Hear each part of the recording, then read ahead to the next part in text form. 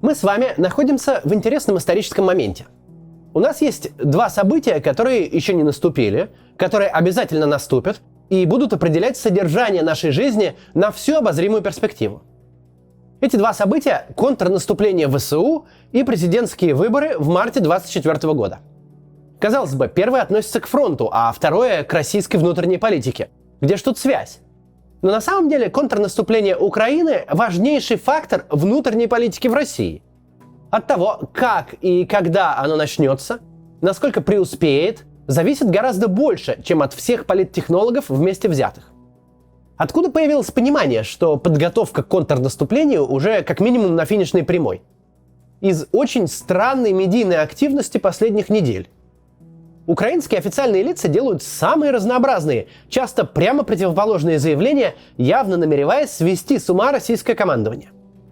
Появление в медиапространстве более чем странной утечки секретных материалов Пентагона, которая случилась бог знает когда, но именно сейчас активно форсится, и в утечке этой ничего нового, в общем-то, нету. Что можно было назвать бы особо секретным, тоже там не наблюдается. Там просто перечисляются общеизвестные факты. Но шума вокруг нее столько, будто слит детальный план наступления. В воздухе повисло ощущение, что грядет нечто. Причем грядет вот-вот, в ближайшие месяцы, если не недели, а то и дни. Одновременно мы знаем, что российская сторона к полноценной обороне не готова. Если бы мобилизация была объявлена и проведена в середине января, то сейчас на фронте уже были бы сотни тысяч новых солдат, и их телами российское командование могло бы какое-то время сдерживать продвижение Украины, получившей значительную техническую помощь. Но мобилизации не случилось, и мы понимаем почему. Все дело в фундаментальном противоречии. Невозможно гнать граждан в окопы и на избирательные участки одновременно. Задача насытить фронт людьми прям противоположна задаче спокойно провести предвыборный год, сохранить хоть какое-то подобие политической стабильности хотя бы на те 11 месяцев, которые остались до марта 2024 года. Но все не так просто.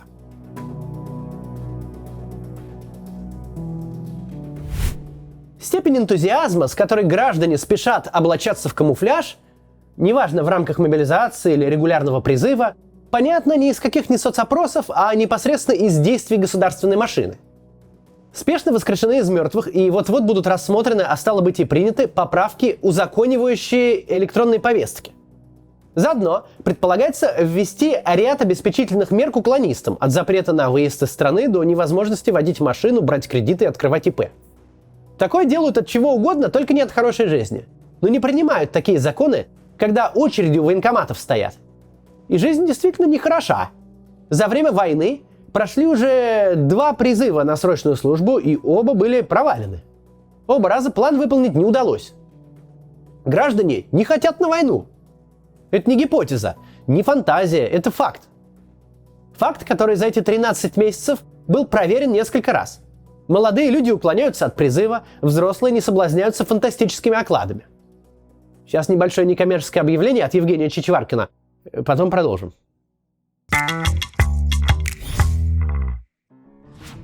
Сегодня у нас некоммерческая интеграция с Евгением Чичваркиным. У него важная история. Послушайте, пожалуйста. Здравствуйте, дорогие друзья. Хочу рассказать, что у нас 21 апреля на нашей даче в Юрмале, это в Латвии, состоится благотворительный ужин в поддержку Украины. Татьяна, моя боевая подруга, и я будем вкусно вас кормить, поить и развлекать. Билет дорогой, 10 тысяч евро. И все деньги пойдут, понятно, в Украину. Подробности в моем инстаграме, есть сохраненные кружочки сторис, ужин 1 и 2, как мы это делаем. Мои поездки в Киев, они называются ГУМ-конвой 1, 2, 3, 4. И там все подробно рассказывается. Инстаграм тот самый Чичваркин. Деньги пойдут напрямую латвийский фонд Common Ground, который занимается адаптацией беженцев из Украины в Латвии. Фонд Тави Драуги – это фонд, который занимается гуманитарными поставками в Украину. И фонд Вичуй Таты Кеплер вам уже знакомый. Безусловно, у нас есть криптокошелек, но это менее предпочтительно из-за того, что там возникает комиссия при переводе в нормальные деньги. Все ссылки в описании. Катерина, моя помощница, вам ответит на все вопросы. я был бы рад дать интервью балтийским и не только блогерам и журналистам в поддержку нашего ужина, в поддержку нашего мероприятия. Буду благодарен за репост, сторис, упоминания. Не ждем, а готовим. Кстати, там, в Латвии, есть креветки карабинеры с размера 6-7. Самые большие здесь, они только 8-10, а там вот есть вот такие вот прям зверюги. Это просто мармелад. Мы их делаем на рабате, на страшной температуре, вот просто несколько секунд, и это так вкусно, и такого больше нигде не будет. И вообще этот ужин, это только, по сути, наша компенсация. Это компенсация за ваш большой, но важный донат. Спасибо вам большое и ждем вас в Юрмале. Продолжаем. Итак, россияне не хотят совершенно на войну. И переломить эту реальность невозможно. В стране у половины регионов средняя зарплата барахтается чуть выше 30 тысяч рублей. Обещание платить за контракт по 200 и 300 тысяч уже настолько за пределами представимого, что никакого смысла предлагать больше нет. Кто не пошел за 200 или 300 тысяч, те не пойдут и за миллион. С самого начала война не вызывала у россиян большого энтузиазма и желания поучаствовать. А несколько волн рекрутинга полностью вычистили тех, кто был хоть как-то пригоден и согласен. Понятно, что сперва добровольцами на фронт ломанулись пассажиры, которым война мать родна, отставные военные, не нашедшие себя на гражданке, искатели приключений, просто граждане, излишне впечатленные телевизором. Следом за ними весной и летом поехали соблазненные большими деньгами. Первая же волна мобилизации отстригла последний росток. Тех, кто поверил басням о службе в 48-й линии обороны. Тех, кто ожидал оказаться не на передовой, а в пионерском лагере для взрослых. Все эти слои уже выбраны. Пропаганда сделала все, что могла.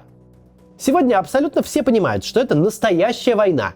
Что это ночевки в окопах, залитых водой, и лобовые штурмы откуда не возвращаются. Что это гибель не единицами, не десятками, а целыми подразделениями.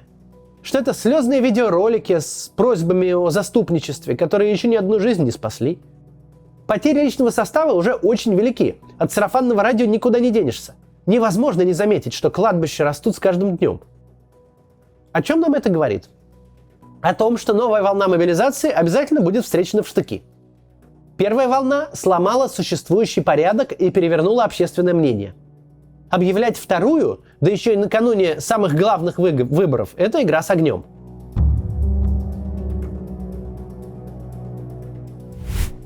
Какова же альтернатива? Что будет, если ничего не делать?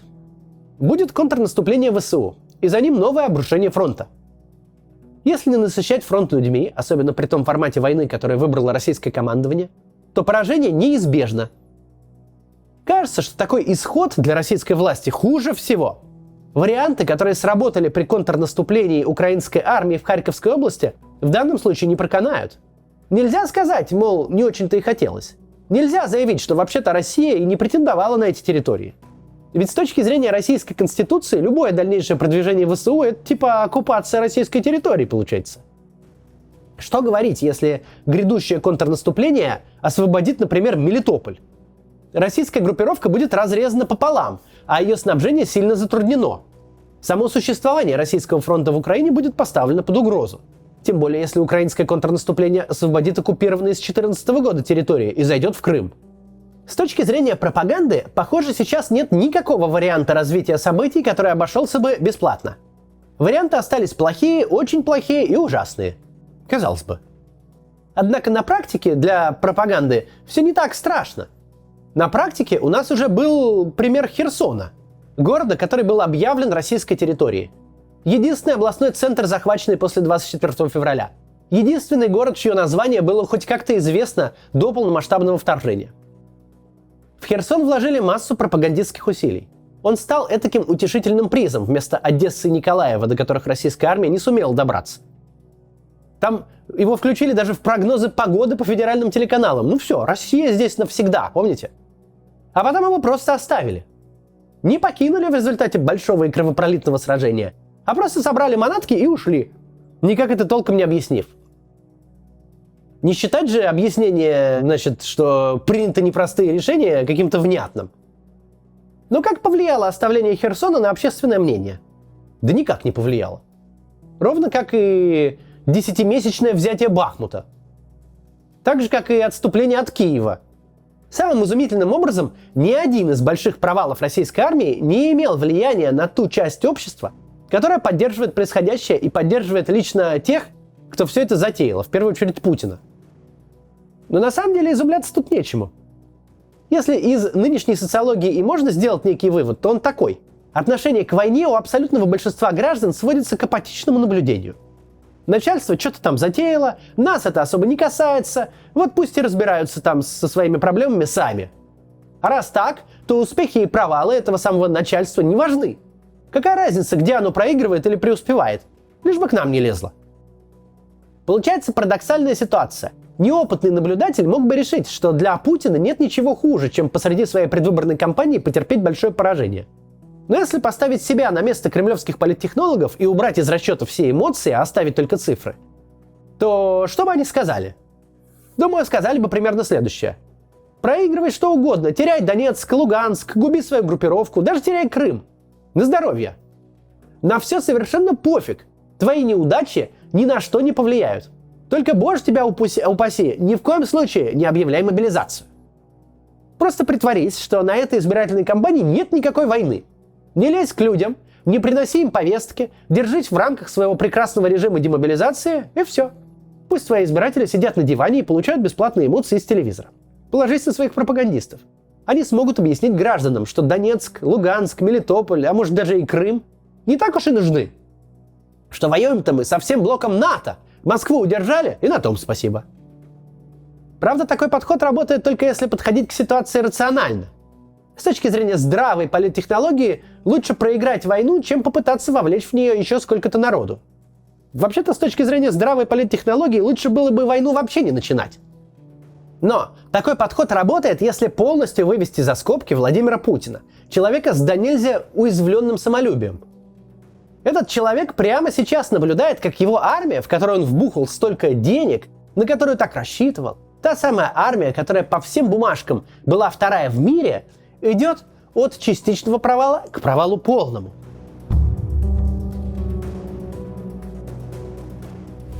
В тот момент, когда у Путина сорвет резьбу на фоне дурных новостей с фронта, когда он поймет, что затея с поиском платных добровольцев снова провалилась, когда скажет нахватать и кинуть на фронт еще сколько-то сотен тысяч человек, никто не придет к нему с рациональными аргументами. Никто не принесет цифры соцопросов. Как только будет получена соответствующая команда, система, как угорелая, побежит охотиться на людей. Плохая новость заключается в том, что момент этот невозможно предсказать.